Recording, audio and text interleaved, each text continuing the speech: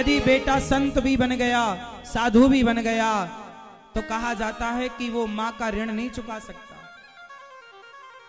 आद्य शंकराचार्य जी इतने बड़े संत हो गए, लेकिन उन्होंने अपनी मां को वचन दिया था, मैं सन्यासी हो जाऊंगा, साधु हो जाऊंगा, पर मेरी मां, मैं तेरा ऋणी रहूंगा। जब तू बुलाएगी, जहां बुलाएगी, तेरा बेटा आएगा तेरे लिए। संत भी हो जाए तो मां का ऋण नहीं चुका सकता।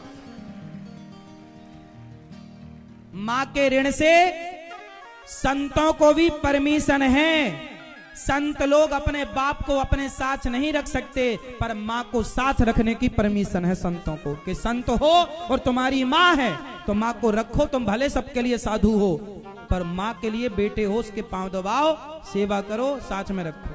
यदि उसकी सेवा करने वाला कोई नहीं है और बेटा साधु हो गया, तो तुम साधु बनकर भी अपनी मां को साथ में रखो, सेवा करो। मतलब मां के ऋण से ना भगवान उऋण हो सकते, ना संत उऋण हो सकते। कोई संत ऐसा नहीं है जो मां के ऋण से उऋण हो जाए। इसलिए मां को ना भुलाओ। मां कितना रोती है जब कोई लड़की मनमाना आचरण करती है, जब कोई लड़का मनमाना आचरण करता है। तुम तो प्यार मोहब्बत के चक्कर में चले गए, कभी मां की भावनाओं को समझा है? भावनाओं से मत खेला करो। माँ बाप बहुत अटैच हो जाते हैं अपने बच्चों से, बहुत लगाव होता है बच्चों के प्रति माँ बाप का। और ये बात लड़कियां तब जानेंगी जब तुम खुद माँ बनोगी। ये बात लड़के तब समझेंगे जब तुम खुद बाप बनोगे, तो जानोगे कि बच्चों से किस प्रकार का अटैचमेंट होता है।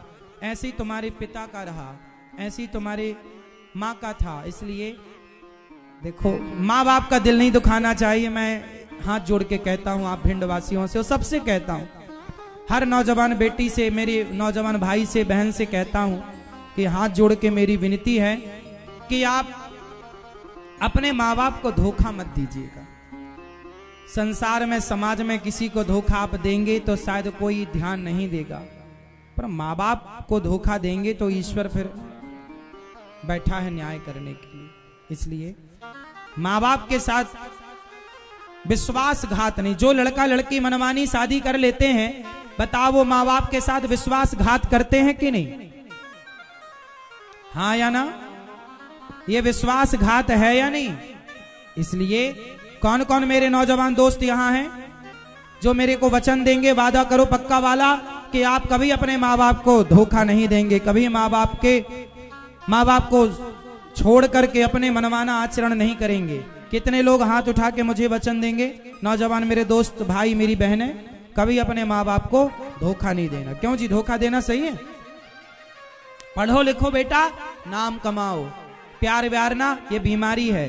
शादी कर लो, फिर प्यार करो, पढ़ाई पर ध्यान दो। काबिल बनोगे ना तो समाज पलकों पर बिठाएगी, और काबिल नहीं होना तो कोई आपके अपने लोग भी आपको पूछेंगे नहीं। आज के जमाने में आपने कितना प्यार किया, इससे समाज को मतलब नहीं है। आप कितने कामयाब हैं, कितने सफल हैं, इससे समाज को मतलब है।